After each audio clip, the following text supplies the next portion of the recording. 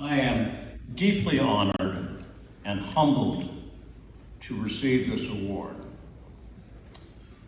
However, I believe it isn't solely a recognition of individual achievement, but rather a tribute to the collaboration and support extended to me by my fellow trustees, committee members, and museum staff.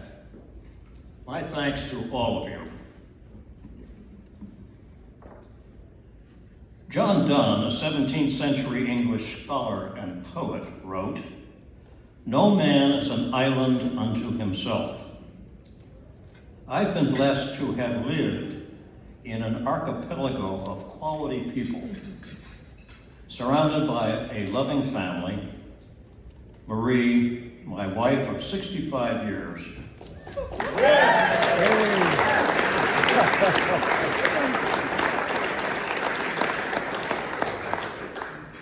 our 3 sons, Bruce, Stephen, and Scott, and our 3 daughters-in-laws, Monica, Melissa, and Kathy, all of whom are here with me tonight. Please, raise your hand.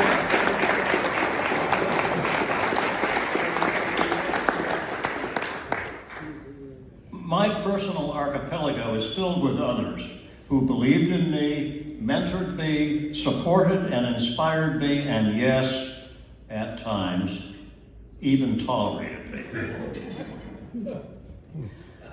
I've been asked by our past chairman, Dennis Langwell, to offer a few thoughts on governance, leadership, and service. I'll be brief. First, governance. The best advice I ever received on how to be an effective board member came from the late Bill Newhouse, a great bear of a man who, when making a point, towered over me, provided a close-up view of his tie clasp, and tapped me on the chest for emphasis.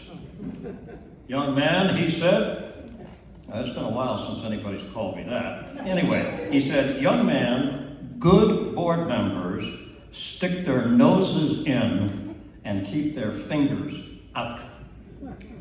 As board members, we should engage with staff, but when we do, we should remember we are not there to start, stop, or change anything.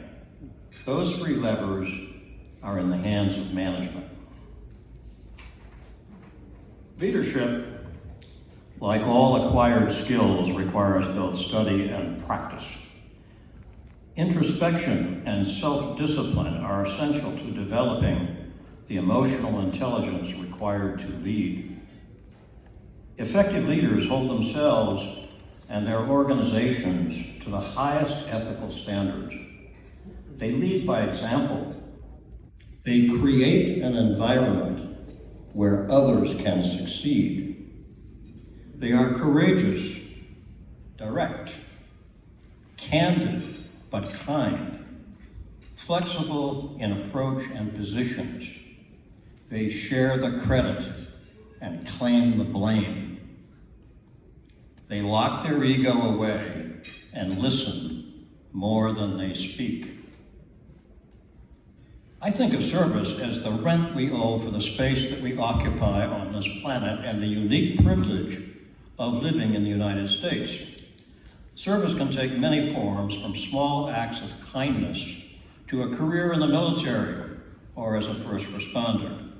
You can actually think of your involvement with this museum as a form of service. The museum's purpose is to bring to life the heroic stories of old Ironsides and our nation's rich naval and maritime history.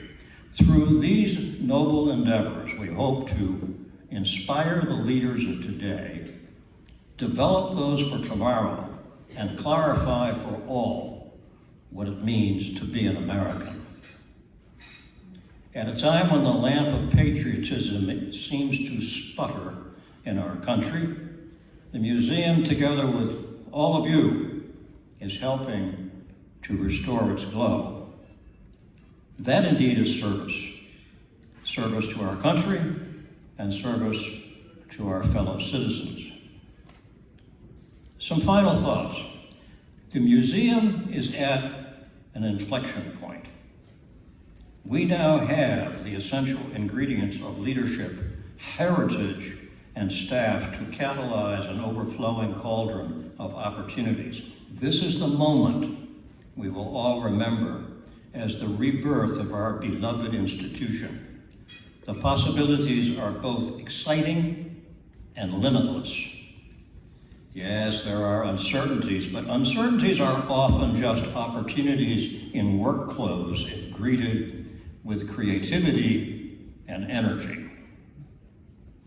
We can become the cultural home for a large and supportive membership, eager to return again and again to experience new and dramatic offerings.